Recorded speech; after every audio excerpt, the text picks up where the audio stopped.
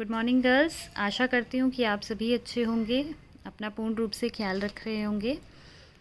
तो जैसा कि हमने पिछले चैप्टर में पढ़ा था, चैप्टर 1 हमने स्टार्ट किया था वातावरण की स्वच्छता, और उसमें मैंने आपको 4 तरीके के प्रदूषण के बारे में बताया था। मैंने आपको वायु प्रदूषण के बारे में बताया था, जल प्रदूषण के बारे में बताया था, भूमि प्रदूषण के बारे में बताया था और शोर द्वारा होने वाले प्रदूषण के बारे में बताया था। तो चलिए हम आगे का चैप्टर स्टार्ट करते हैं। आज का हमारा टॉपिक है अस्वच्छ वातावरण का स्वास्थ्य पर प्रभाव, कि जब हम अपने आसपास गंदगी रखते हैं तो उससे हमारे स्वास्थ्य पर क्या क्या प्रभाव पड़ता है। हम सभी जानते हैं कि स्वच्छ वातावरण स्वास्थ्य की कुंजी है।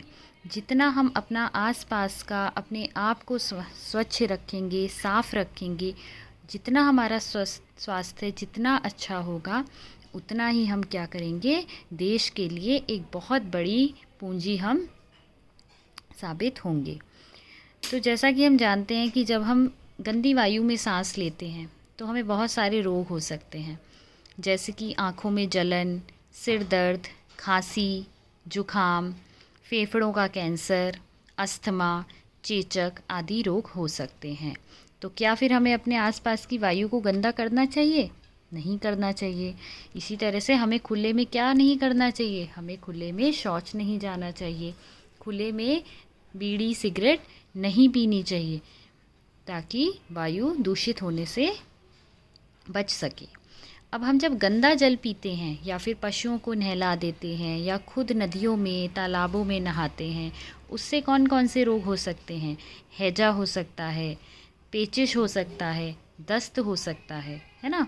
क्योंकि वही जल जब हम पी लेते हैं तो हमें हैजा जैसे रोग, दस्त, पेचिश आदि रोग हो जाते हैं।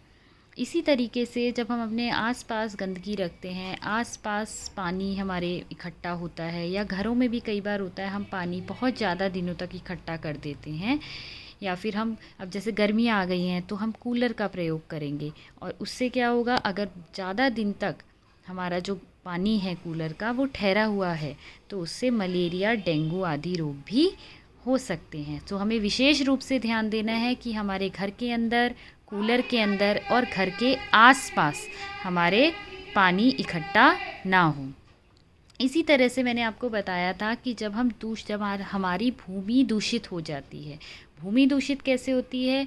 जब हम बहुत सारे केमिकल्स का प्रयोग अपनी फसलों को उगाने के लिए करते हैं, तो उससे क्या होता है, जो जीवाणु होते हैं, रोगाणु होते हैं, वो भी हमारे शरीर में फसलों के साथ साथ, सब्जियों के साथ साथ प्रवेश कर सकते हैं। तो इसी के लिए हमें क्या करना चाहिए, जितनी भी हमारी सब्जियां होती हैं उन्हें गर्म पानी से अवश्य धोना चाहिए, या नमक के पानी से अवश्य धोना चाहिए।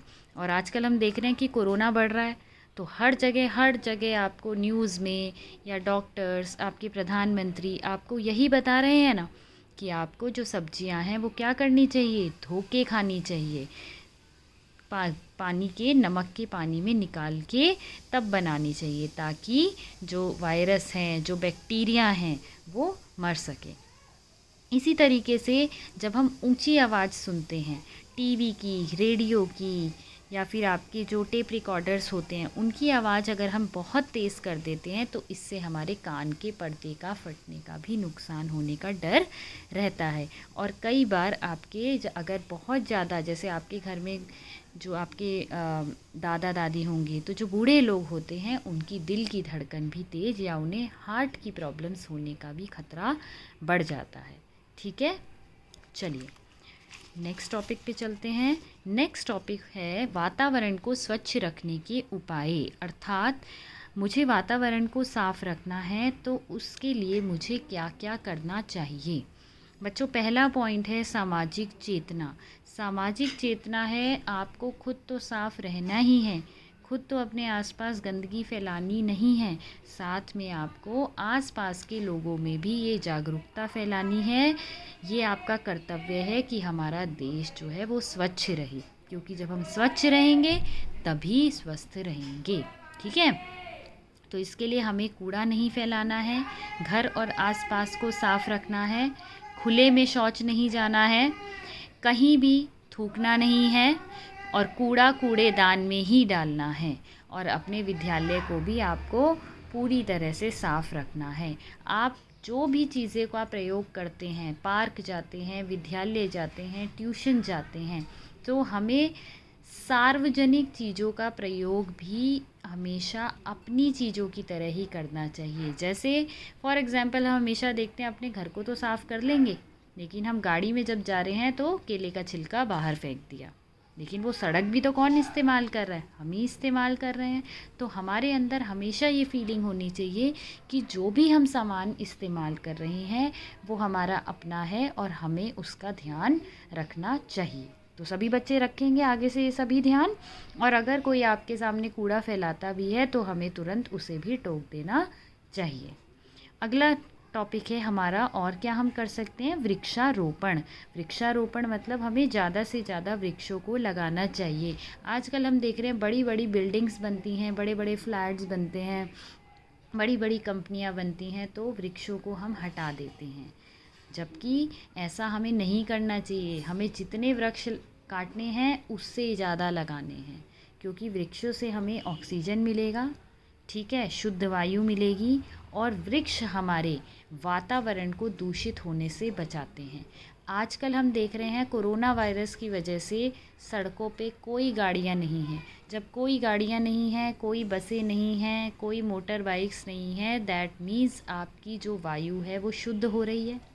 आप खुद ही महसूस कर रहे हैं कि आप घर में भी रह के आपका वातावरण कितना सुंदर लग रहा है, कितना साफ़ हो गया है। जब आप छत पे भी जाते हैं तो इतना नीला आसमान हमने कभी देखा नहीं देखा। क्यों? क्योंकि हर जगह पॉल्यूशन ही पॉल्यूशन था। तो हमें कोशिश करनी है कि वृक्षों को भी ज़्यादा से ज़्यादा लगाना है और वृक्षों पर कोई भी नुकसान नहीं पहुंचाना है। अगला है सुलभ शौचालय। अब हम देखते हैं कि हमारी हमारी सरकार ने बहुत सारे शौचालय बनवाए हैं गाँव में, लेकिन अक्सर देखा जाता है लोग खुले में चले जाते हैं।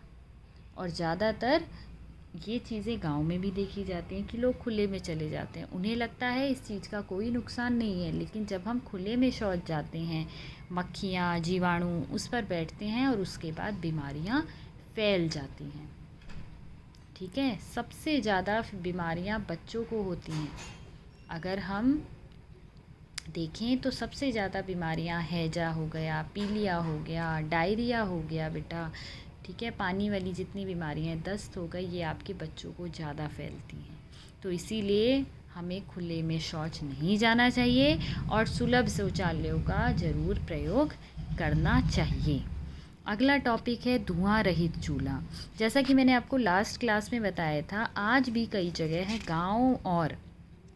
गांव में लकड़ियों के चूल्हों का प्रयोग हम करते हैं, कोयले का प्रयोग करते हैं, जिनसे धुआं उत्पन्न होता है और वो धुआं क्या होता है, आपकी सेहत के लिए बहुत हानिकारक होता है। तो हमें धुआं रहित चूल्हे का प्रयोग करना चाहिए।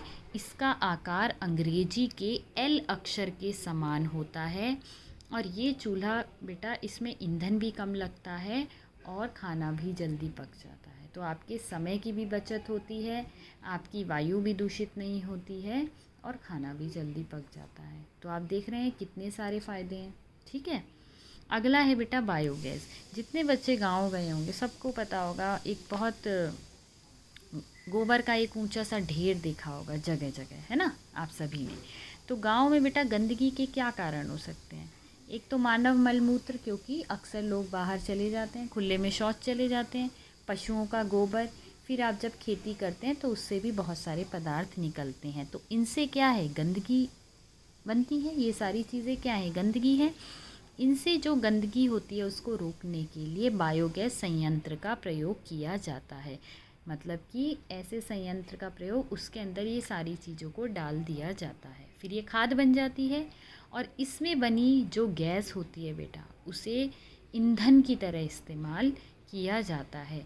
तो गांव में अधिक से अधिक बायोगैस संयंत्र लगाने चाहिए। ठीक है, तो आशा करती हूँ सभी को ये चैप्टर बहुत अच्छे से समझ आया होगा। ठीक है, और इसी के साथ यहाँ ये चैप्टर हमारा ख़त्म होता है। और अब हम नेक्स्ट क्लास में इसके क्वेश्चन आंसर्स करेंगे। और किसी भी स्टूडेंट को अगर डाउट होगा प्रदूषण के बारे में, डायरिया क्या होता है मैडम, पेचिश क्या होता है मैडम, ठीक है, एल प्रकार का अंग्रेजी का चूल्हा कौन सा होता है, तो जो भी आपके डाउट्स हैं वो हम नेक्स्ट क्लास में आपके क्लियर करेंगे। ठीक है, थैंक यू।